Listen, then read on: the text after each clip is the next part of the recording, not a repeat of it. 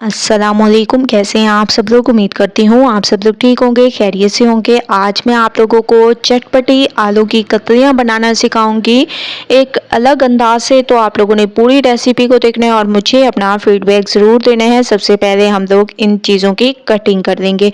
तो आप लोगों को चाहिए एक प्याज और इसको आप लोगों ने जल्दी से बारीक काट देने हैं। ठीक है, जैसे कि मैं इसकी कटिंग कर रही हूँ। आज मैंने सोचा कि आप लोगों के सामने कटिंग भी कर लूँ ऐसे। इसके अलावा 4 अदद आप लोगों ने टमाटर ले लेने हैं और इनकी भी जल्दी जल्दी कटिंग कर देनी है। जैसे कि मैं इसकी कटिंग कर रही हूँ ऐसे जल्दी जल्दी से आप लोगों ने तमाम की कटिंग कर देनी है, रफली सी कटिंग करनी है। चटपटी आलू की कतलियाँ बहुत ही अमेजिंग रेसिपी है। जब एक बार आप लोग ट्राई करेंगे तो इंशाल्लाह आप लोगों को मज़ा आ जाएगा। तो इसको भी साइड पे रख देंगे। इसके बाद आलू ले लेंगे, तकरीबन आधा किलो मेरे पास आलू हैं। तो इसकी कटिंग आप लोगों ने ऐसे कर देनी है। ठीक है, ना ज़्यादा बारीक करनी है ना ज़्यादा मोटी। ठीक है, कतलियों की शेप आप लोग गोल भी रख सकते हैं या ऐसे जैसे मैंने इसकी कटिंग की है। तो तमाम कटिंग कंप्लीट हो चुकी है। अब फ्लेम को मैंने ऑन कर दिया। कढ़ाई में सबसे पहले हम लोग डाल देंगे ऑयल। ठीक है, हस्बे ज़रूरत आप लोगों ने इसमें ऑयल ऐड कर देने हैं। ऑयल हमारा थोड़ा सा गर्म होने लग गया। अब हम इसमें ऐड कर देंगे प्याज। ठीक है, आप लोगों ने इसमें प्याज ऐड कर देने हैं। तो माशाल्लाह से जो आप लोगों के सामने मैंने प्याज की कटिंग की थी वो ऐड कर देंगे और अच्छे तरीके से इसको थोड़ा सा सॉफ्ट होने देंगे। उसके बाद चलेंगे नेक्स्ट स्टेप की तरफ। तो प्याज को सॉफ्ट होने देंगे, उसके बाद चलेंगे नेक्स्ट स्टेप की तरफ। तो 2 मिनट वेट करते हैं ताकि प्याज हमारे सॉफ्ट हो जाए।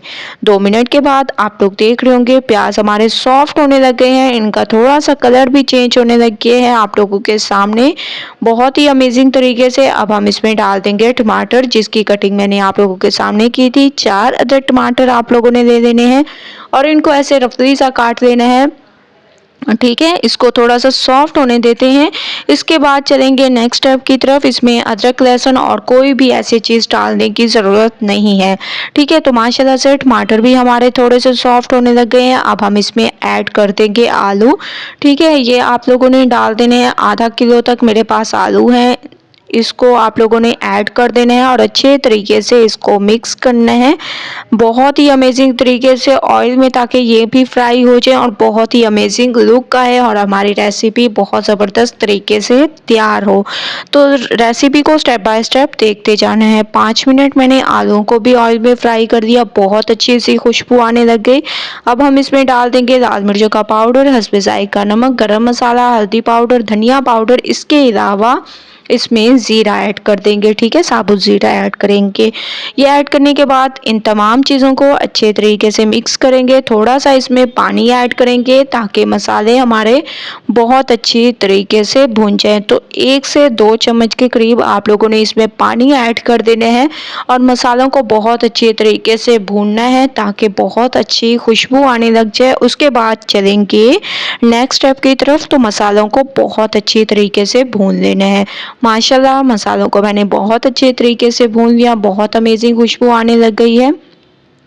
ठीक है, अब हम इसमें डाल देंगे हरी मिर्चें। इसके अलावा हस्बे ज़रूरत इसमें पानी ऐड कर देंगे। बस पानी आप लोगों ने कम ही ऐड करना है, हाफ कप या इससे भी कम अगर आप लोग चाहें तो ऐड कर सकते हैं। और हल्की आंच पर आप लोगों ने इसको पकाना है, तेज़ आंच पे नहीं पकाना, हल्की आंच पे पकाना है।